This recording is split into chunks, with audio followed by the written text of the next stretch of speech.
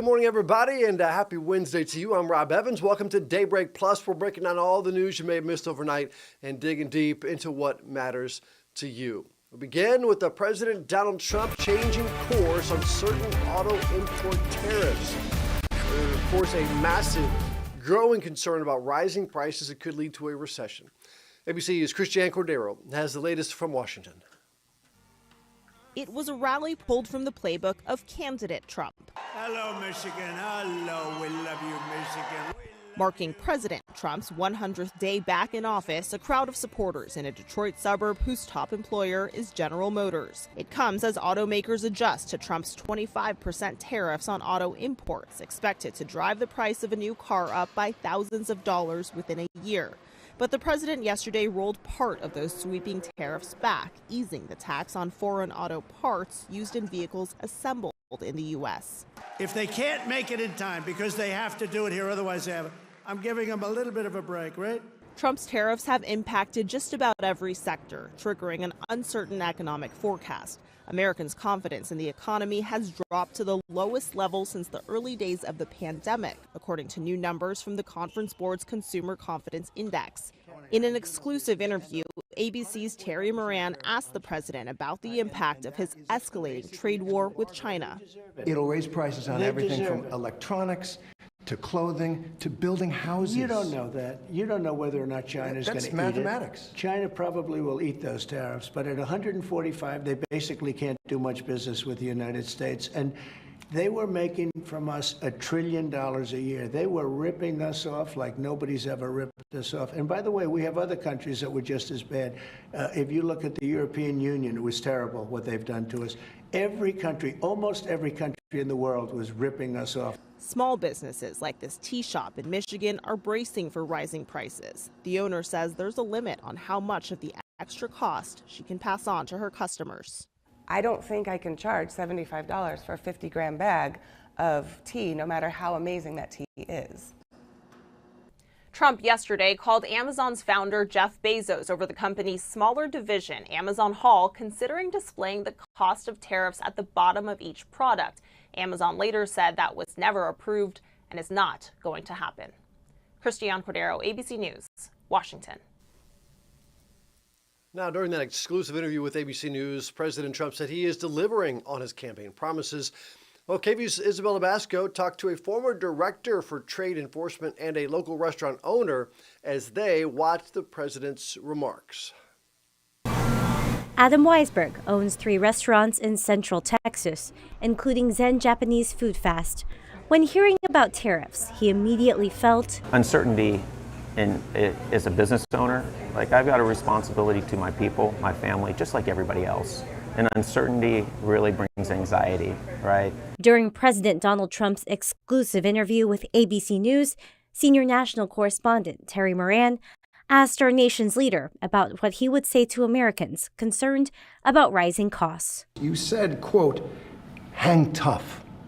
It won't be easy. You said that to the American people. China probably will eat those tariffs, but at 145, they basically can't do much business with the United States. And they were making from us $1 trillion a year. But Weisberg isn't completely convinced. I didn't really hear a plan. I heard some general thoughts, but nothing that was going to lead me in a direction, not a vision. We took in a lot of money from tariffs. Chris Seatman is a former director for trade enforcement under the Trump administration. This is the time of greatest geopolitical upheaval in terms of the global trading system that we may see in our lifetimes. And as part of that, there's a dramatic shift. No matter what happens in terms of the day-to-day headlines, I think it's important to realize that we're not going back to the way that things used to be. It's a reality that Weisberg isn't ready to come to terms with. Without any of that understanding, it's really hard to get a pathway for the rest of this year as a business owner. That was Isabella Basco. Now, during his interview, President Trump also said, as you heard earlier, that almost every country was ripping us off before tariffs. He says he's now taking a trade deficit down to a number that's starting to get, in his words, starting to get really good.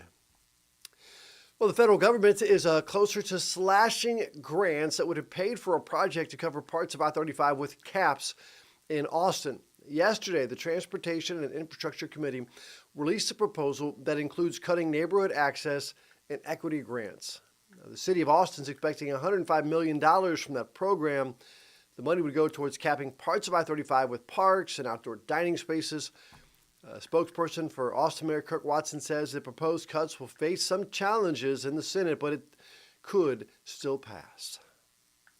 It is now 7:06. Taking a look at weather and traffic with Casey and Hannah. Casey, how's it looking out there right now? Another cloudy start to the day, but hey, we're currently pretty quiet, at least weather-wise, for the morning commute. We've been looking at just the occasional stray shower across the area, but yeah, another start like this. The clouds have since moved back in. Temperatures mild in the middle 70s. We do have some changes ahead, though, as we head into the afternoon. Notice we've already been tracking a little bit of actually rain now popping up out of towards areas like Gillespie County, a little bit of lightning with that as well. We have some showers pushing into Mason County as well, and these are going to be a possibility through this morning, but the higher chances for showers and storms will arrive by this afternoon as this cluster of storms is currently focused out across the Texas Panhandle and North Texas will start to work its way southward with this low pressure system swinging through the northern half of the state. This will be producing the potential of seeing some strong, possibly isolated strong to severe thunderstorms across the area. We do have a level 1 out of 5 risk to see those across the KVUE viewing area. Notice that level 2 risk just clipping our northern counties. The better ingredients overall for anything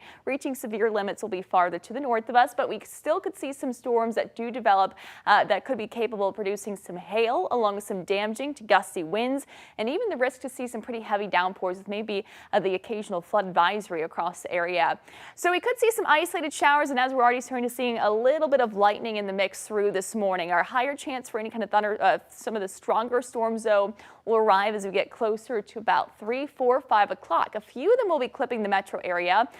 We won't be looking at a complete widespread rain and storm chance, so not all of us receiving rain today, but we'll have more chances on the way as we head into your Thursday. Another cluster of showers and storms will be pushing through by late Thursday afternoon into Thursday evening, and this again will be packing another punch in terms of some strong severe thunderstorms. In fact, a lot of fuel to work with for tomorrow's storms. We're warming things up to 92 degrees. It's going to be very humid as well. This comes out ahead of a cold front that'll be passing through on Friday and helping cool things down. So our first system exits, could see some additional strong severe storms for tomorrow. That front pushes through as we head into Friday, and I think Friday, as that front moves through, will be featuring our highest rain chance out of the entire week. Heavy rain, could see some stronger storms as this front rolls through. Before then, we'll start to see a drop in our humidity, a drop in our temperatures, and a little bit of a drop in our rain chances just in time for the upcoming weekend. Highs today, middle and upper 80s is where we're headed. 7-day forecast. Tomorrow we'll continue with that chance for some additional showers and thunderstorms.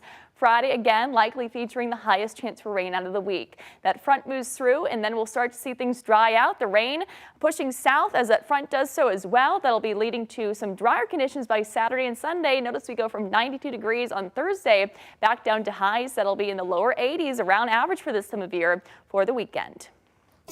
And those storms haven't gotten here yet, but we've been having kind of a tough time on the roads. I did want to give you an update, though, so that very serious crash that was developing near Yeager Lane, they were able to get those vehicles cleared out, so we do have a flow of traffic again. If you were traveling southbound on I-35 coming in from that Round Rock area, I know that was tough out there, but we're seeing some relief there. I do want to bring your attention to some breaking news in the Del Valley area. We have a crew on the way. APD has confirmed there is a school bus that was involved in a crash out there on Angel Drive. At this time, it sounds minor, but with possible injuries. But we really need to get eyes on this crash so we can learn a little bit more. But understandably, I mean, this is outside of that Del Valley Junior School, and all the Del Valley schools are in that area, and we're really hearing of some congestion out there. So we've got JP, our crew, is heading out there to hopefully give us a live picture of that. But once again, anytime involving a school bus, we really want to make sure all these kids are staying safe out there. So going to keep my eye on that for you. And then, of course, as I showed you there on I-35, traveling southbound, that cleared up, but quite a bit of debris out there. It's been really gusty on top of this being a work zone, so just be really careful out there today. We've got all kinds of things going on already. On top of that, we had a stalled vehicle a little bit earlier near Riverside Drive that was really, as you can see, still slowing things down across the water there. I mean, that area is already congested on a good day, so really feeling that in the main lanes on I-35 if you're traveling towards South Austin. And then, of course, we've got our typical morning rush in those northbound lanes as well. And then you can see we're kind of lighting up red across the map here with some slowdowns here and there. But once again, really going to focus in on this school bus crash in Del Valle and work to get all that information we can for you as soon as possible. All right, Hannah, thank you very much for that. A big change is coming for one weight loss medication. For the first time, telehealth providers, Hims and Hers, LifeMD, and Ro are offering Wegovy in injectable pen form, the weight loss drug, of course. The maker of Wegovy says that this will simplify the process of getting the drug and make it a little more affordable for those without insurance coverage. Here's Dr. Tara Narula. So essentially, for almost $600, you're getting access to the drug, access to 24/7 support with some sort of clinician, and online support around nutrition. Clearly, this is meant to streamline the process to make these drugs more accessible, available, affordable for people, and really kind of a one-stop shop. Now, consumers, you still have to get a prescription, and you have to pay a monthly subscription fee charged by your chosen telehealth provider to get that medication. All right, turning to social media is not the best place to get advice or information on medical issues. It's just not. A new study in the journal PLOS One, it's PLOS, found that more than 50%, more than half of ADHD content on TikTok is misleading. That should surprise no one, but people take it as gospel. Melissa Adon explains in today's Medical Minute. ADHD is short for Attention Deficit Hyperactivity Disorder. It's a common developmental disorder that affects focus, self-control, and impulsivity. About 5% of children and 3% of adults have it, according to the National Institutes of Mental Health. You can find a lot of videos on TikTok featuring ADHD-related advice, but that doesn't mean that information is accurate. In a new study, psychologists reviewed the top 100 most viewed TikTok videos shared with the ADHD hashtag, and only about 49% of the claims they made were accurate. Most symptoms were oversimplified or failed to explain how ADHD can vary from person to person. None of the video creators were licensed professionals like a doctor or psychologist, and more than 50% of them had financial incentives. People who self-diagnosed were more likely to trust the accuracy of the videos and overestimate how common ADHD is compared to someone who had been diagnosed by medical professionals or who didn't have ADHD. The study also found the young viewers who watched a lot of ADHD-related TikToks often recommended both the most and least accurate content to others, suggesting that they couldn't tell the difference between reliable and misleading information. If you suspect that you or your child may have ADHD, talk to a mental health professional to set up a proper evaluation. With this Medical Minute, I'm Melissa Adon. Always consider the source, right? Where you're getting the information from. And speaking of the source, artificial intelligence is getting smarter, and so, unfortunately, are scammers. They're using powerful AI voice cloning apps to mimic someone you trust to pull off a very convincing scam.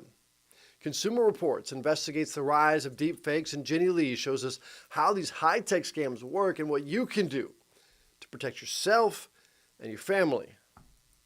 Deepfake technology is getting more convincing every day. Ben Coleman, the head of a deepfake detection company, says it is the #1 digital risk people should be worried about. Over the last few years, there's been an explosion of calls claiming that we have your daughter.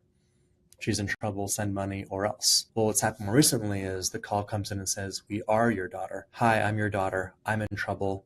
Send money right now. So what exactly is a deepfake and how does it work? A deepfake is taking anyone's likeness, whether it's their face, a single image from LinkedIn or online, or a few seconds of audio, and using a pre-trained model, replicating their likeness to make them say or do anything you want. These deepfakes are so advanced, it's even hard for experts to tell the difference.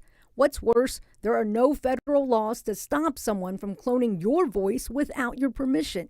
Consumer Reports reviewed 6 popular voice cloning apps, uncovering a troubling trend.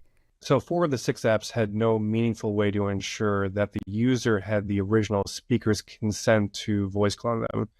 And the 2 other apps were better, had more safeguards, but we found ways around them. While it's virtually impossible to erase your digital footprint, CR says there are some steps you can take to protect yourself. So the first thing is just knowing that deepfake scams like this exist. The second thing is using 2-factor authentication on all of your financial accounts. That means having an extra security feature on your smartphone device that requires you to input a security code or respond to an email when trying to gain access to your bank accounts. And then the third thing is just being wary of calls, any type of texts, or any type of emails that are asking you for your personal financial information or just personal data. And finally, do a gut check. Does what you're hearing or seeing make sense? By default, you should not believe anything you see online. You should always kind of follow just standard common sense. Jenny Lee, KVUE News. Good advice there. Don't believe what you see online. We leave you this morning with something to talk about in North Texas. A semi-truck crashed. Okay, it was a mess. But what was on the semi-truck is really the story. It was filled with coins, millions of dollars worth of dimes, all across the road. Officials say it was, well, millions of dimes, I should say, not millions of dollars worth of diamonds. $800,000 worth of dimes, which is, millions of dimes, worth of freshly minted dimes, brand new. The giant piggy bank, basically, look at this, shut down the highway for hours, causing major traffic delays. The dimes, again, you can see there, took hours to clean up. They used big old vacuums like that one there. They used all rakes. They even used their hands to sift through the dirt. Amy Vasquez was driving by and saw all the money. Take a listen. I thought they would have probably thought of a smarter way of picking it up. I almost came out here with a bucket so I could fill it up with some dimes. It's a lot of work for dimes. I mean, it's how much are you really going to get out of that? But the driver and passenger of the semi-truck are expected to be okay, and there are probably a lot of dimes left there going on this morning for quite some time. That's it for Daybreak Plus, by the way. Let us know what you would like to talk about. Message us at 512-459-9442. Would you stop for dimes? Would you stop for quarters even? I mean, dollar bills, I think most people would. But let us know what you want to talk about in general. You can also message me on social media at Rob Evans TV, on Instagram, on Facebook, on X. Again, at Rob Evans TV. And stick around because Daybreak continues right here on KVUE Plus. Goodbye, everybody.